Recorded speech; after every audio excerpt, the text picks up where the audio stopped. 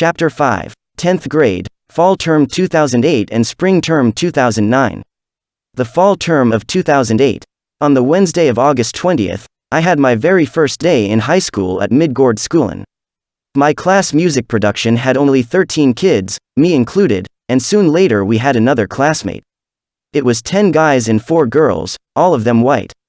5 of the kids, excluding me, went to Brentis, but only one of them was familiar to me since before. We had quite many classes every week, with the dance class which had about 14 to 16 kids, all of them girls. Then we had math and ensemble with the standard music class which had about 30 kids who were an even gender mix.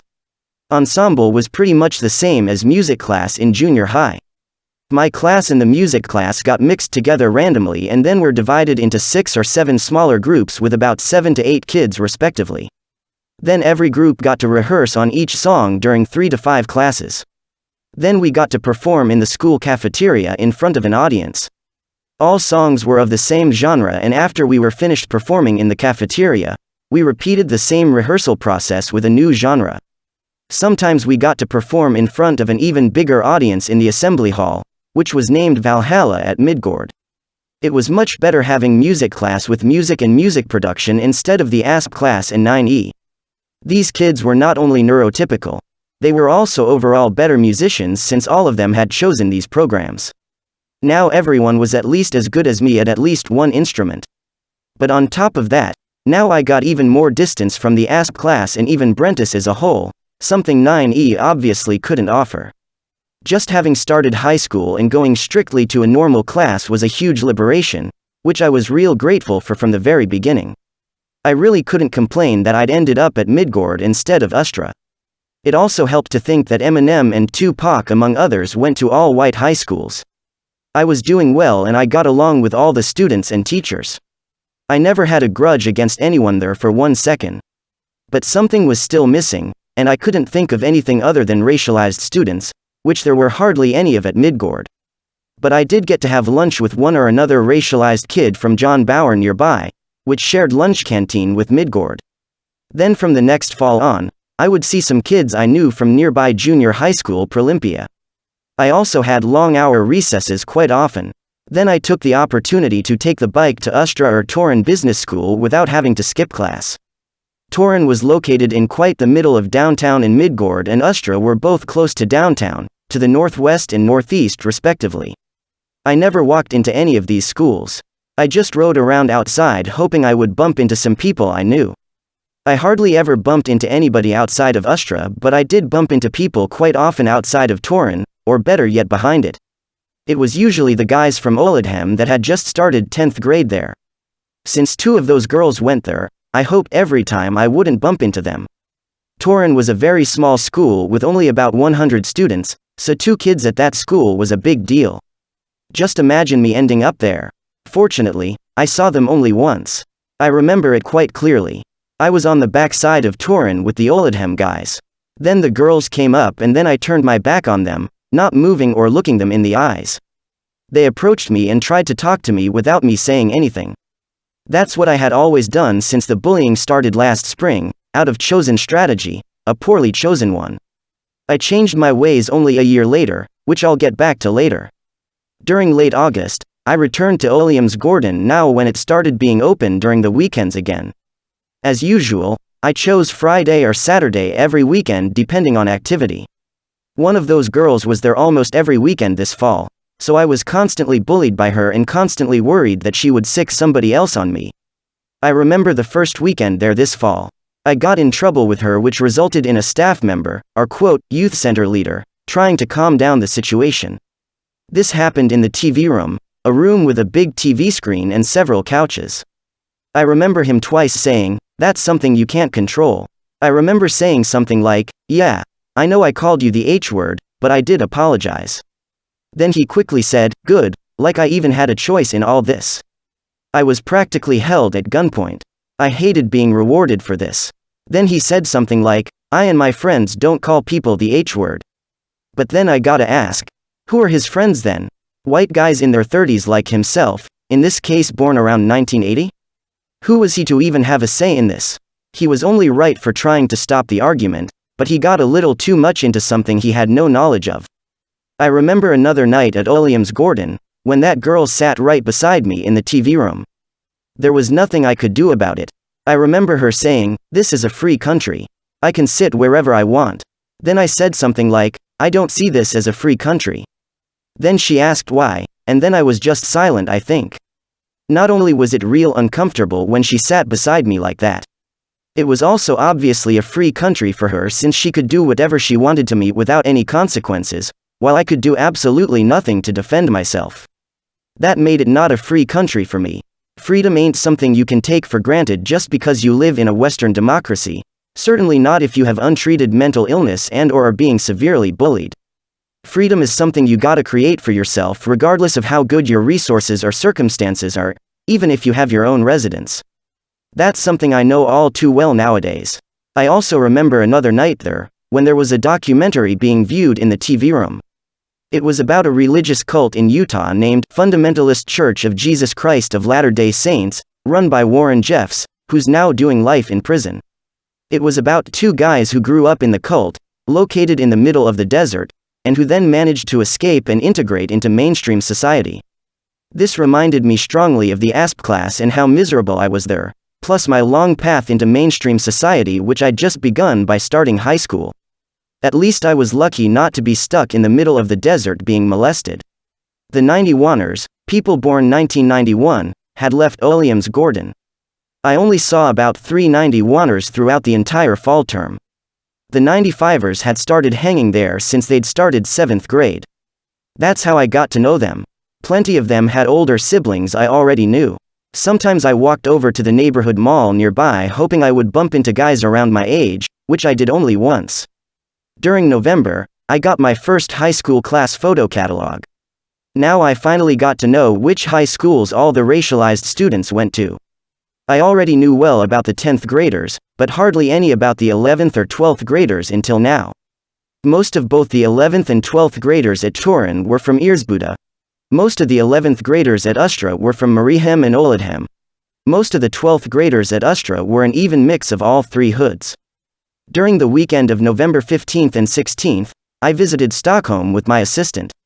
Among other things, we saw a punk concert at Fries Huset, a youth activity center, with several acts I think. I remember a song going something like this: I know, life as an outcast. That reminded me strongly of the beef with the girls. Going into complete loneliness, or being friends strictly with my Midgård classmates, was never an option. But at the same time, I just had to have something to stand for, to not let myself be humiliated in silence. I also found the song in the fall of 2015. That was the second time in about 7 years that I got to hear it. On Christmas Eve, late at night, there was a huge fire in Oldham. A whole block got burned down to the ground. About 200 people became homeless for a few months. Fortunately, nobody died. During the winter of 2009, I visited the block quite often. I was real fascinated by the ruins. It looked so slummish compared to the rest of Oldham, which was totally unhurt by the fire. I often compared this block to the South Bronx. During the spring of 2009, the ruins were demolished, and then during the fall of 2010, they started building new buildings. The new block was finished sometime during 2012. On Christmas Eve I got an Xbox 360 and GTA 4. I had wanted the game, but I had initially preferred it for the computer. Dad said the games will last a lot longer on a console, because you don't have to change consoles as much as computers. I had previously had a PlayStation and an Xbox, first versions of both, but over the years I'd preferred computer games largely because it's much easier to modify computer games than video games. But from now on I would buy all games for the Xbox. Until graduation, it would be Red Dead Redemption, Mafia 2, and LA Noire. Just like I said before, I was drawn to sandboxes. Then of course I bought GTA 5 in the fall of 2013. The spring term of 2009. During January, I hung at Williams Gordon only twice. During one of those weekends, I bumped into that girl and 3 female friends of hers, none of which involved in this beef themselves. As usual, she pretended being friends with me only to provoke me. I also remember sitting at a table, and then she sat right in front of me. The other 3 girls were in the same room, As usual, I didn't look her in the eyes, although this time I couldn't turn my back. I remember her saying, "Have you still not grown past that?" How was I supposed to grow past it when it had kept going on throughout 2008? It didn't end just because I left Brentis. I also remember her saying, "This is brotherhood, we're brothers." Brothers? She must have meant sisters really, but never mind that. I didn't say a word when she talked to me. The other 3 girls didn't do anything wrong themselves. But still, they just stood there silently doing nothing, seeming not to care at all. I also was at a party at Folkets Hus, the People's House, in downtown during January. It was mainly just 94ers and 95ers there. After that, I decided to leave Williams Gordon for good. I'd gotten too old since there were mainly just 94ers and 95ers there now. All the older guys had left, so I decided to do the same. That girl didn't play a very big role in my decision. It was mainly just old age. I could have easily turned to Athena in Earsbuda. Back then, I never thought much about it, and one of the girls also lived there. Of course I was worried at least she would find me there.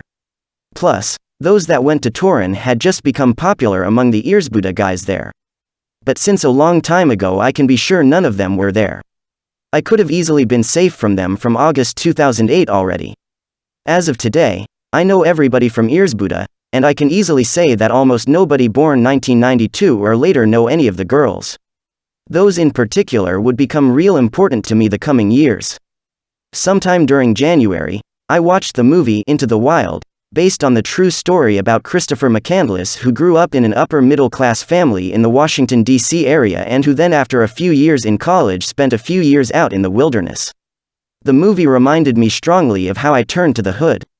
What we had in common here was that we were both white middle-class males who tried to go against the middle-class norm. That in combination with the fact that this guy wasn't, quote, acting ghetto, one bit helped quite a bit against my self-hatred, even though it would still remain for some time. Sometime during February, I decided to add all the racialized students at Östra and Torun that I didn't know yet. I added them at Op Birgit in the same fashion as I did the fall of 2007. I also uploaded a text explaining why I added all these guys I didn't know.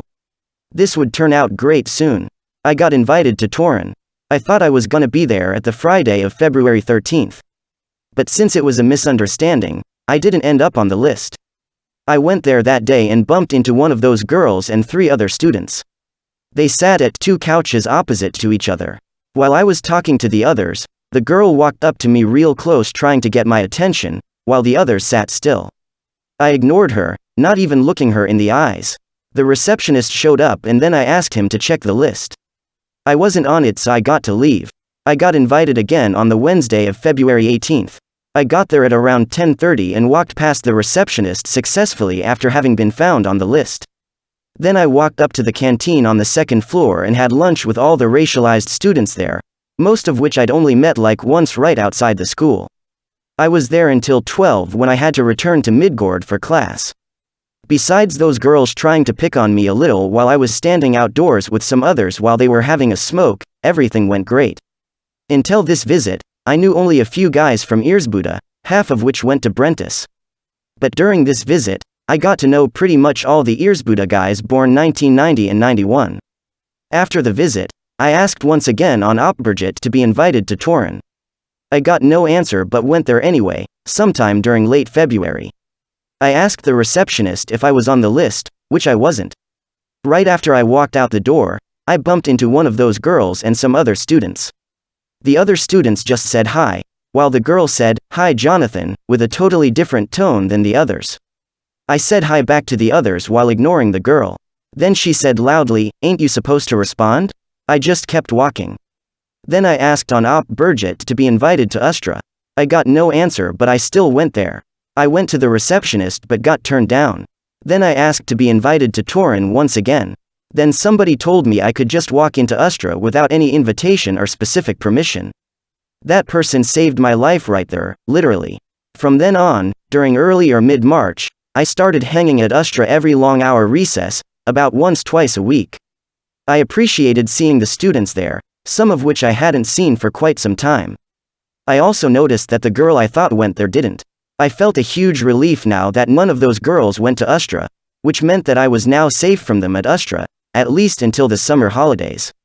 Now I realized I could have been safe from them already starting from August.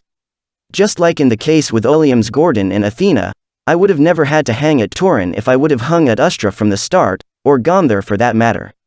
After having ended up at Midgård, I decided that in my fictional childhood, I ended up at Midgård just like in reality, while the other guy ended up in the social studies program at Östra, where I was so close to ending up.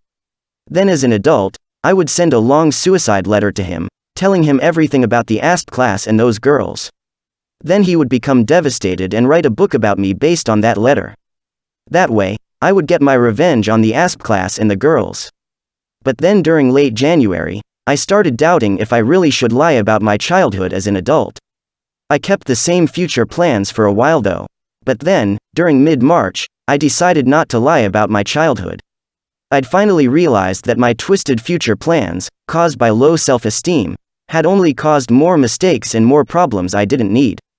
Had I decided from the very beginning to tell the full truth, I would have taken better advantage of the opportunities I actually had, such as apologizing to those girls willingly instead of getting pushed into a corner, or not using the H word in that post, or in either case demanding an apology/explanation from them. I often thought also these years that I should have chosen Östra over Midgård, but I didn't exactly regret ending up there, much less nowadays. I was so happy to be there anyway, life otherwise turned out so good much thanks to Midgård actually. I also often thought I should have refused to apologize, but now since I had dropped the H word, that would have been a suicide. Then I started a blog, on the Tuesday of March 17th. Almost every day, I uploaded the lyrics of one rap song that I felt somehow fit my situation. I never rewrote the lyrics, I just copied and pasted them as they were. I took the rappers in alphabetical order, then their albums in chronological order, and then the songs from respective album. I started with Tupac and his debut album, Tupacalypse Now, and kept going from there. The blog hardly ever got more than 5 visits a day and it was also hard to understand, but it still became real important to me. I became better at relating to rappers and thus I became more confident. I was real proud that these rap songs fitted my life somehow, like they were quote, rapping about me, or something. One album I particularly liked was Guru's Jazzmatazz Volume 2. My parents could see the blog link on my Op Burgit account though, which resulted in plenty of arguments with them. It didn't bother me much since I still got to keep it. My parents mainly just complained about it, although a few times they told me I had to remove a song since it could supposedly lead to a conviction or school suspension. I was mad retarded though for linking to the blog through Op Burgit, so that my parents and perhaps even the head teacher could see it. I got to know during my last year at Brentis that he had a secret Op Burgit account he used to spy on people. I should have only linked to the blog through Facebook, which had just recently become popular among youth, including me and those I knew. Until then, it had strictly been used by middle-aged people. March 2009 became one of the most important months of my life thus far. I started hanging at Östra regularly, I started blogging, and I'd also decided not to lie about my childhood in the future. My life had changed forever, all for the better. For the first time ever, I had some kind of confidence and self-respect. For the first time ever, I had some kind of identity. For the first time ever, I had a real destiny, and thus some kind of history, now when I had a somewhat better perspective on it. For once I saw a way out of all this inadequacy and worthlessness that had been torturing me for at least 3 years. For once I saw a way out of all this helplessness, hopelessness and suicidal tendencies. Another part of the solution, which was also a big part of the problem, was that the head teacher had said that all of this that I was doing now, and am doing right now, was by default illegal. As much as that would limit me for a good 10 years to come, I still felt saved by having become a quote, criminal. Now I got to and would in the future develop an even stronger story that I could then front hard with like a retired gangster, like I get to do today. A bulletproof vest that became a shortcut out of the ASP victim's cardigan. Speaking of that, one thing that would stay with me for a long time was all this hatred for the ASP class and those girls. But it was never actually about hatred and revenge. Revenge is an ugly word to me. I wanted long-term justice and dignity, not a temporary, sadistic pleasure in the form of revenge. I wanted my life to have a higher purpose. Just hanging with minorities now and then wasn't enough. And as much hatred as I bore, I needed it to have a higher purpose or else it would be nothing but a big burden. That was the very thing that made me stop hating myself. That was the very thing that literally saved my life. Now I was only committed and determined to fight back. That hatred became my fuel, my energy, my main reason just for breathing. But on the other hand, I became naive, yeah, even narcissistic. I compared myself way too much to minorities in Europe and African Americans. That only made me look more like just a wannabe gangster. It was an obvious result of all the self-hatred that had now exploded into narcissism. For all these years, I'd felt like I never even exist, like I never mattered. Now I suddenly did. It was certainly better than just feeling sorry for myself. I certainly never became anywhere close to identical with any of these rappers, but nor did I ever have to. I just had some things in common with them, which you could have with just about anybody regardless of differences. We're all red-blooded human beings on the same planet. It was just that. A white suburban kid from Sweden with Asperger's syndrome and traits of other things who had a strong interest in hip-hop since an early age, a lot of racialized friends, and a strong story due to the beef with the girls and then also the law. Was that too much to ask for or what? On the Saturday of May 22nd, Kulturnada was being held. Kulturnada, Culture Night that is, was a festival being held in downtown once a year throughout the entire day. The last time it was held was in 2014. Usually it was the third Saturday of May. There were a diverse range of activities all over downtown. I had planned out beforehand which activities to participate in. I chose the hip-hop related ones hoping that my friends would concentrate on them. I was right about that. I saw one of those girls this day, at a rap concert right outside of Mimerskolan. There were plenty of guys there, including the ones from Oldham, which meant that she posed a serious threat to me at that point. I kept my distance patiently waiting for her to leave, but after about 45 minutes, I gave up and left. It felt real bitter not to be able to hang with everybody else, but I just couldn't afford to let myself be humiliated. There were plenty of other activities where I could be safe from her, so this time it was quite cool. On the Wednesday of July 1st, it was decided where all the soon-to-be 10th graders would end up. To my surprise, most minorities, from all three hoods, ended up at Dragon, but hardly any at Torun. Most of the others ended up at Östra. This time I found that last girl on the list who had ended up at Dragon. It was a huge relief to know I'd be safe from all of them at Östra for the remaining 2 years. Alhamdulillah, all praise is due to God. Right before turning 18, I found a few videos by Henry Rollins on YouTube, who I'd never known about before. He had some videos where he held some short speeches, 2 to 3 minutes long, about diverse subjects, such as freedom of speech, internet freedom, politics, etc. These videos made me that much more committed and determined to fight back against the ASP class and those girls. I'd still been a little insecure about it since March, but now I was finally 110% sure what to do with the rest of my life. Shortly after watching these videos, I studied him and everything else he'd done. He was born in 1961 and also grew up in Washington, D.C. His childhood was quite similar to mine. He had a chaotic situation at home, way worse than mine. He also had ADHD, which wasn't considered as cool as today back in 2009, and got bullied throughout his childhood. As a result, he suffered large amounts of self-hatred and suicidal tendencies. But in the meantime, he developed a determined hatred that would eventually save his life, just like in my case. During the early 80s, he was the lead singer of the punk band Black Flag. Then he went on to lead a solo career, both as a punk singer and a stand-up comedian. He never actually sang, he just screamed, sometimes almost rapped. His rebellious, aggressive punk songs were easy for me to relate to. Then on the Friday of July 3rd, I finally turned 18. A lot of proud relatives paid a visit that day. I remember being given a glass of beer. I can't remember how much I drank, but I remember not liking the taste too much. But I was proud to finally be an adult and thus drink alcohol legally, to be ironic. Before that, I had tasted a little twice for the last few months. I never became a big fan of alcohol, and I've never had more than a few drinks a year. I had my very last drink on the Saturday of June 29, 2013, and I decided soon later to let that be the very last one in my entire life, and it became so. During the spring, I started considering visiting nightclubs every weekend starting from my 18th birthday. The problem though was that I didn't know which club to turn to. There was a website with images from numerous clubs in Umeå. But the clubs were way too many, I had no idea which one to choose. On a daily basis, I read blogs run by several racialized girls I knew, which I quit doing sometime during the spring or summer of 2011. On some blogs, they'd written about a place located right to the east of downtown called Droskin, which was a restaurant during daytime. I told my parents I wanted to start visiting nightclubs.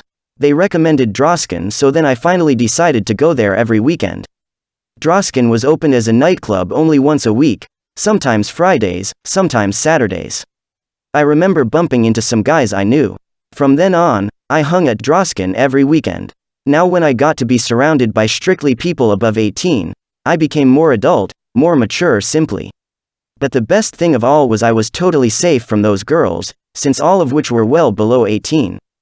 Bumping into one or another blat who hadn't turned 18 yet wasn't a problem, since those girls were never one of them.